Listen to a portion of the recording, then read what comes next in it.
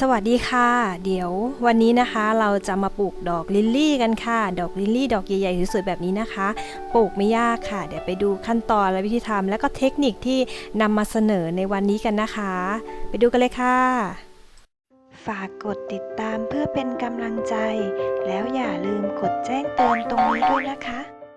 ดอกลิลลี่นะคะเราจะปลูกด้วยการใช้หัวค่ะหัวพันธุ์ที่ก้อยได้มาจะซื้อมาจากร้านเกษตรของญี่ปุ่นนะคะหัวหนึ่งก็ค่อนข้างที่จะมีราคานะคะแต่ว่าก้อยซื้อมาในช่วงของการลดราคานะคะราคามันก็เลยลงมาจากปกติค่ะอยากจะลองปลูกนะคะก็ลองหาร้านค้าหรือว่าแหล่งจำหน่าย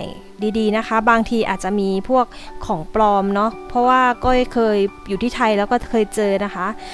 มันเป็นของปลอมนะคะไม่ใช่ของจริงปลูกมาก็ไม่ได้อย่างที่เขาว่ากันนะคะ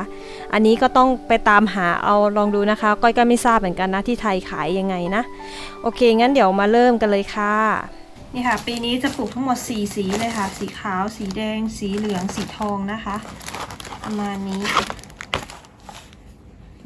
เดี๋ยวเราไปดูข้างในนะคะข้างในหัวของลิลลี่เนี่ยจะเป็นยังไงบ้างอันนี้คือ1ภาชนะนี้คือ1หัวค่ะราคาแพงอยู่นะคะแต่ว่าก็ซื้อตอนที่มันลดราคานะก็เลยถอยมาสัก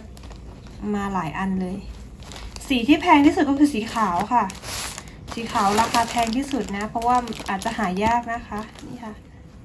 หรือว่าเป็นที่นิยมมากโอเคเดี๋ยวไปดูด้านในกันนะคะเป็นยังไงบ้างนะอันนี้เป็นสีแดงค่ะเดี๋ยวจะแกะให้ดูนะคะสำหรับต้นสีแดงแล้วก็ใช้กรรไกรตัดชึบเลยตรงจุดนะคะกรรไกรก็คมนะตัดไม่เข้าโอเคขอฉีกแล้วกันนะคะที่เลือกมาอันนี้ค่ะเพราะว่ามันมีหน่อออกมาแล้วค่ะแบบนี้ที่ก้อยเลือกอันนี้แล้วมันมีอยู่หลายถุงด้วยกันก้อยก็เลือกอันที่มันมีหน่อแบบนี้ถ้าเลือกแบบนี้ค่ะนี่มันก็จะงอกเร็วงอกง่ายด้วยค่ะปลูกปุ๊บงอกปั๊บเลยนะเนี่ยค่ะ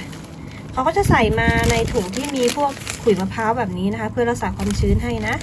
นี่ค่ะก็ต้นมันก็จะเป็นประมาณนี้นะคะเดี๋ยวมาดูนะคะนี่ค่ะหัวของลิลลี่ก็แบบนี้เลยค่ะนี่เป็นหัวแบบนี้นะแล้วก็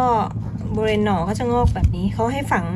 อยู่ใต้ดินนะคะประมาณ20 เซนนะคะของก้อยก็คงจะประมาณ15 เซนก็พอแล้วค่ะขุดยากนะคะบ้านของก้อยเนี่ยมันที่ของก้อยมันมีหินเยอะนี่ค่ะนี่อันนี้สีแดงเนี่ยเราฝังก็ฝังแบบนี้เลยค่ะเหมือนหน่อกล้วยเนาะฝังเหมือนกันลักษณะตรงๆแบบนี้ลงไปนะคะ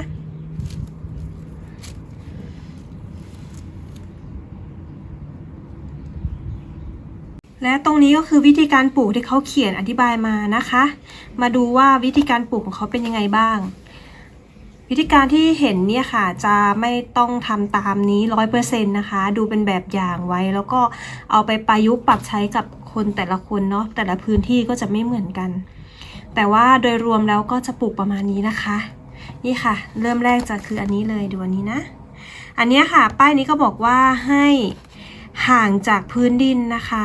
ขุดลงไปให้ลึกสักประมาณ30 เซนค่ะแต่ว่าให้หัวเนี่ยนะลึก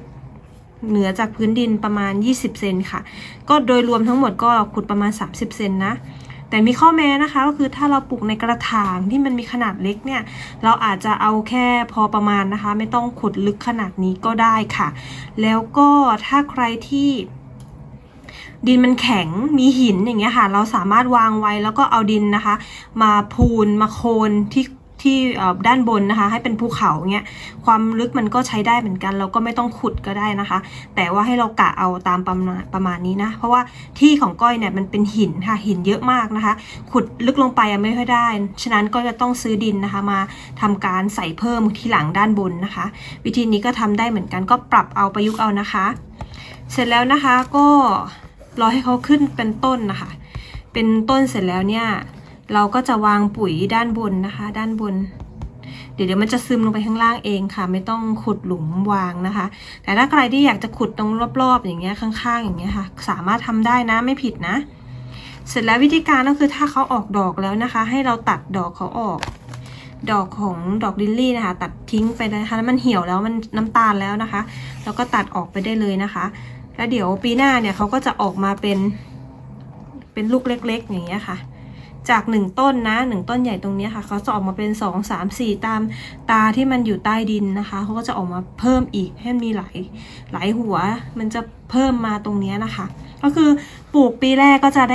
ได้ชมดอกแค่1ดอกนะคะดอกเดียวที่เราปลูกพอปีต่อไปเนี่ยเขาก็จะเริ่มแตกหน่อแตกลูกแตกหลานนะคะเราก็จะขยายพันธุ์เพิ่มขุดมาปลูกขยายพันธุ์เพิ่มขยายพันธุ์เพิ่มไปเรื่อยๆได้นะคะลักษณะก็จะประมาณนี้นะคะเอามาให้ดูกันนะสำหรับมือใหม่นะคะอย่างที่ก้อยบอกก็คือในคำอธิบายที่เขาเขียนมาให้เนี่ยมันเป็นวิธีการปลูกโดยมาตรฐานนะคะซึ่งเราจะทำตามนี้เป๊ะๆเลยก็ได้ค่ะหรือถ้าใครที่เราคิดว่าเราอยากจะทำอย่างอื่นเพิ่มนะคะเหมือนอย่างที่ก้อยทำเนาะก้อยก็จะมีเพิ่มในส่วนที่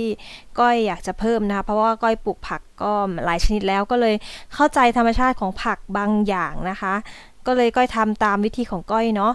ก็อยากให้เพื่อนๆนะเปิดใจนะคะบางทีทำไมไม่เหมือนอย่างที่อธิบายไว้อะไรเงี้ยจะได้ไม่งงไม่สงสัยนะคะก็คือเราสามารถดูเป็นไกด์ไลน์ได้นะคะแต่ไม่ใช่ทั้งหมดนะเพราะว่าต่างคนวิธีการปลูกก็ไม่เหมือนกันเทคนิคก็ไม่เหมือนกันนะคะโอเคงั้นเดี๋ยวไปเริ่มปลูกกันเลยค่ะ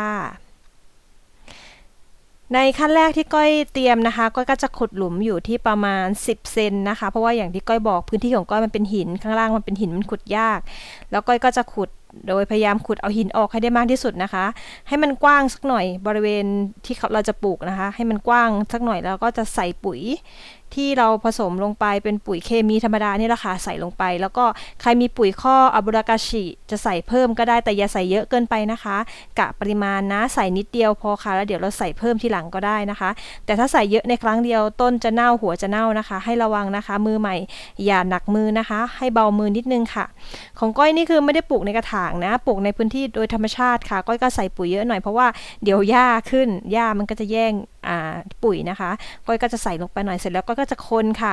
คนให้ปุ๋ยกับดินที่เรามีอยู่เนี่ยมันผสมกันนะเวลาที่เราลงหัวแล้วมันจะได้ไม่เค็มนะคะก็ผสมเจือจางกับดินไปแบบนี้จากนั้นเราก็จะเอาหัวนะคะวางไว้ในลักษณะตรงๆเลยค่ะวางไว้เป็นแบบตรงๆแผ่ๆรากนิดนึงที่มันงอกมาแล้วนะคะให้รากมันจะได้กระจายหาอาหารได้เร็วขึ้นนะคะจะได้โตแล้วก็สวยด้วย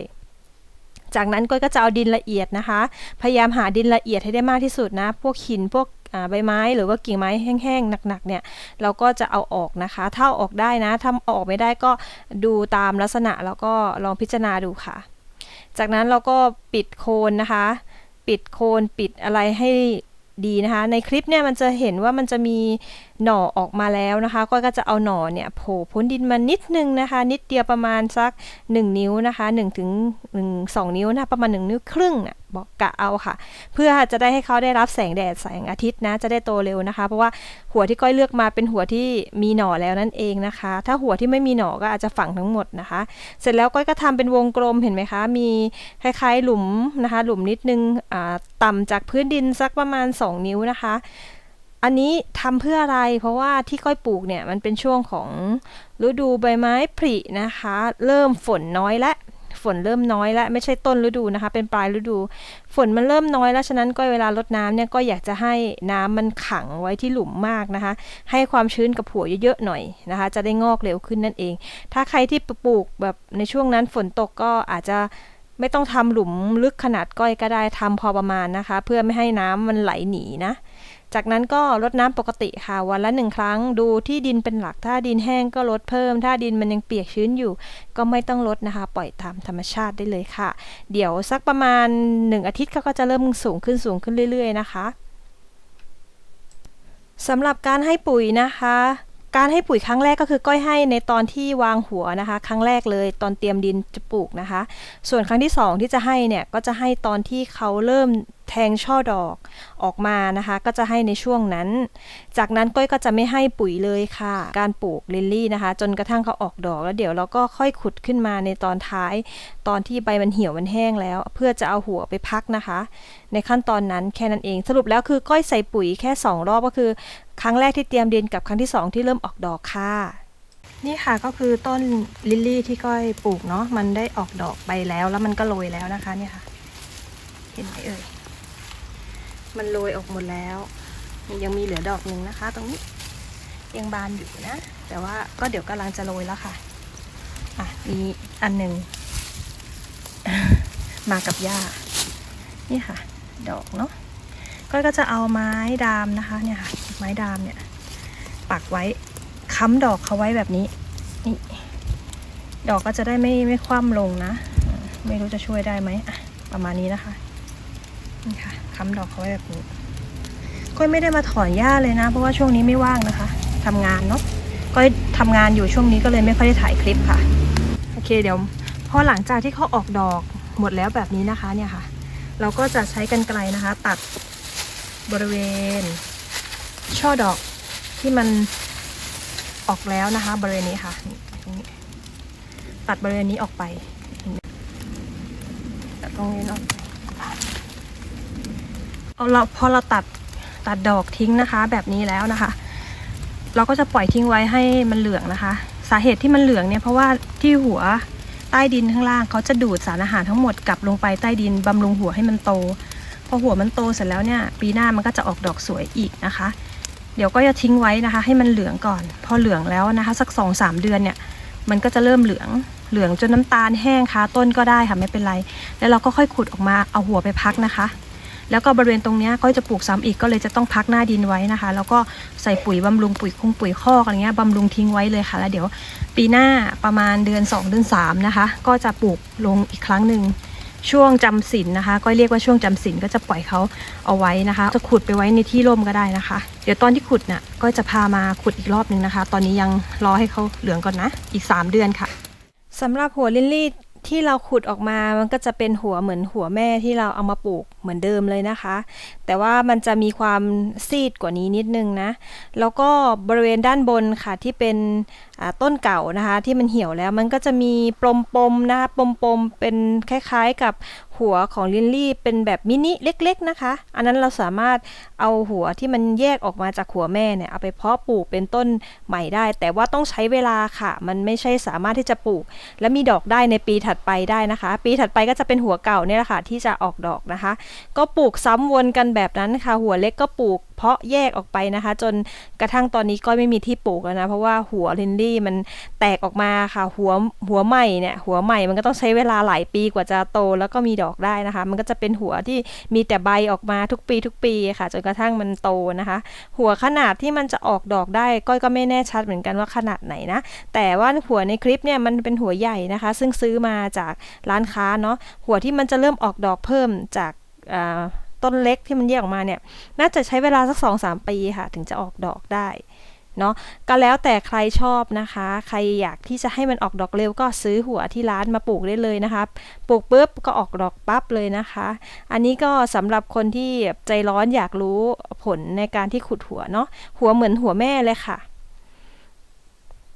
สำหรับคลิปนี้นะคะก้อยก็นำมาฝากไว้แต่เพียงเท่านี้ค่ะถ้ามีการอัปเดตในการขุดหัวในปีนี้ก้อยก็จะมาลงคลิปให้นะคะแต่ถ้าเกิดสมมุติว่าปีนี้ไม่ได้ทำคลิปต่อแล้วนะคะก้อยก็อาจจะจบคลิปแต่เพียงเท่านี้นะคะสำหรับปลูกลิลลี่นะคะใครมีคำถามเพิ่มเติมก็สามารถถามในคอมเมนต์ด้านล่างได้เลยนะคะหรือใครอยากจะแชร์ประสบการณ์ในการปลูกลิลลี่ที่ไทยเป็นยังไงบ้างก็แชร์ลงไปในคอมเมนต์ด้านล่างได้เลยค่ะเจอกันใหม่ในคลิปหน้านะคะคลิปนี้ไปก่อนแล้วค่ะสวัสดีค่ะฝากกดติดตามเพื่อเป็นกำลังใจแล้วอย่าลืมกดแจ้งเตือนตรงนี้ด้วยนะคะ